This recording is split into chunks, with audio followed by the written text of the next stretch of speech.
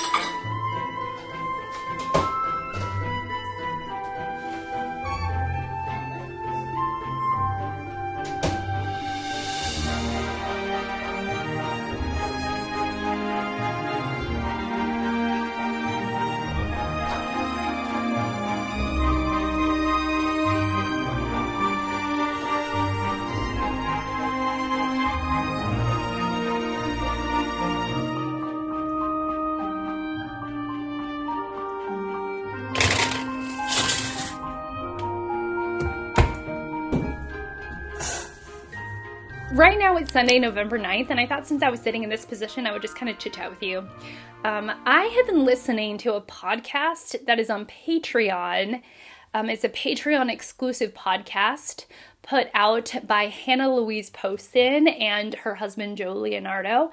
And they talk about their rose and thorn, their highlights and low points of the week. Really one highlight and one low point for each of them. And it's been kind of interesting. So I had, oh my gosh, I'm sorry. I hit the microphone. So I had asked Ted, you know, what was his highlight and low point of the week. And I thought I would share with you mine. So the day I started the vlog on Wednesday, it was the day after a really big event. The event was fine. But, you know, here we have this literally the middle of the week I have off. And the highlight was that Ted actually got the day off as well. We don't always spend time off together because he's got a different schedule than I do. We almost always spend Sundays together, but today is Sunday and we're not spending it together. And so it's really highlighting for me that it was so nice to have him work from home, and then we all got to spend that Wednesday together. It makes it feel like the sting of today, of not being able to spend today together, the sting is not nearly as sharp or as painful. Because I like spending time with Ted. I just love his company. He's just great. he's just great. So that was my highlight. And I don't know, I kind of regret at this point. I mean, not mega regret, but kind of regret that I was a little bit grumpy because I did not sleep well that day. So as the day wore on, or that night. So as the day wore on, I just got more and more tired. And, you know, so I think I was kind of short and grumpy at times. But overall, that day was just lovely. I don't, just being together, hanging out on the couch together, just enjoying one another, right? So that was the highlight. The low point of the week is essentially something that is external and there's nothing for it. And it's that Ted has some work obligations that are going to come to a head, or that they're working towards this goal at his work that is going to come to a head in early December. And because of this event in early December, the work, the environment of his work is more and more pressure filled. And it's not that I'm like mad at, it's in no way that I'm mad at Ted. It's not that at all. It's that I feel like the pressure of the upcoming event is like a looming cloud over our lives. And I actually had mentioned to Ted that, like, I know that there is this pressure sort of bearing down on the whole family because it affects everybody. I mean, Ted's working today because of this event coming up. He'll probably work next Sunday. He usually doesn't work Sundays. And instead, he rarely works Sundays. So it's like, because of this event coming up, he's working several Sundays in November, which is, you know, like, I want to be with him. And I want to hang out with him, and like I selfishly want that time with him. And because of this work event, which there's nothing for, it's a good thing for his work, but because it's so pressure filled and because it's so intense, it's like looming over our household. And so I had mentioned to him the other day, it might have been even yesterday, that I was like, I know that we might be more prone to argue or get in a big fight or be short with one another, and I just want it to be in our hearts and minds not to do that, and to give each other grace, and to know that we might fall into that tendency.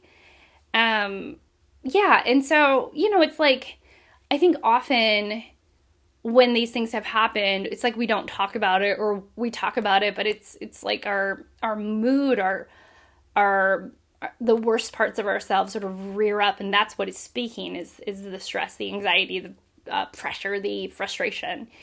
And instead, I was like, I hope that I really, really hope that instead of like letting the worst parts of ourselves speak during this stressful time, that we can just keep in mind that this time is stressful and that it will pass. And during this time, to be aware of maybe the tendency to argue, and so instead to not do that, to not reach for that sort of tendency, I guess. So, I mean, it led to good things, but the concept of this pressure and that it's going to be here for several more weeks is kind of like a bummer, you know? But that's okay. It's okay. And yeah, mostly, So what I have to do today is that we have like a potluck after church. I go to an Anglican church, and there's a potluck after church every Sunday.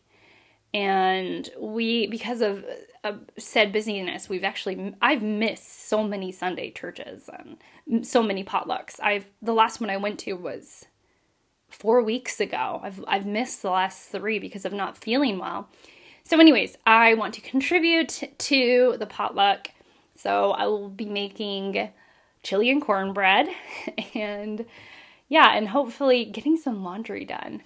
I'm very lucky. Ted mostly does all the laundry, but because he's been so busy, he hasn't done as much of it. So I need to make sure that my children have clean clothes for school in the upcoming days. All right, I'm going to go and do all of that. I'll see you in a bit.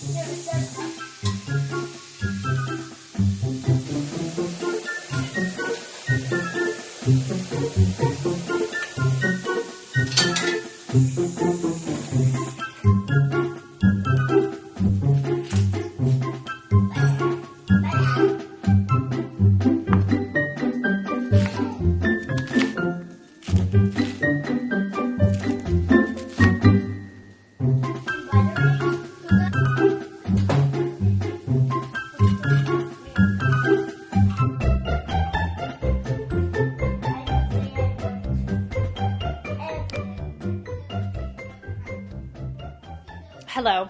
It's very hot right now. I am basically sweating. Not very cute. But that's okay. I thought I would end with a reading update. I'm pretty sure I mentioned Red Dragon in the previous clip. It really is super good, and it's very gripping, but it's a little scary for me. So I can't read it as I'm going to sleep. So I'm reading also Pretend Boyfriend, Accidental Something Boyfriend by Alexis Hall. It's a queer fake dating story, I think. It's good. It's cute. I'm only like 10% through, but I only read it when I'm trying to fall asleep and I am thinking of the horrific images that Thomas Harris has put in my mind. Although there's something really gripping about Red Dragon. It's really interesting. Like the psychological component and the observations about human nature, both horrifically and tenderly, like there's both sides. It is very balanced. So that's really good. And then the last book I'm reading is The Man of My Dreams by Curtis Sittenfeld. I already have The Man of My Dreams. That sounded so cheesy. Oh my gosh. But yeah, I wonder if this is Curtis Sittenfeld's sophomore novel. It's right after Prep. Prep is a very long book for what it is. And The Man of My Dreams is much, much, much shorter. It's almost half the length. And I wonder if it's her attempt to write like her version of a rom-com, her version of like a coming of age, sort of coming into oneself, cutesy book. So it's because of the themes. But I don't know. She's sort of doing what she does best, but I don't know how it's going to come together. It hasn't coalesced for me. I haven't seen her vision yet. So I guess we'll see. The boys are here. Food is ready. And I think I'm going to read until we head out. But I'm going to end the vlog here. And hopefully, I'm hoping to get vlogs up on Tuesdays. So in this capacity, I hope to see you next Tuesday.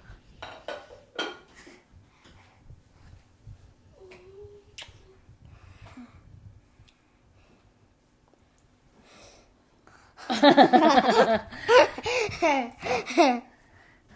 right. Wait, can I show this? The dot to dots? Oh, Dee wants to show his mega dot to dot book. Right? Some I think I haven't finished. Yeah.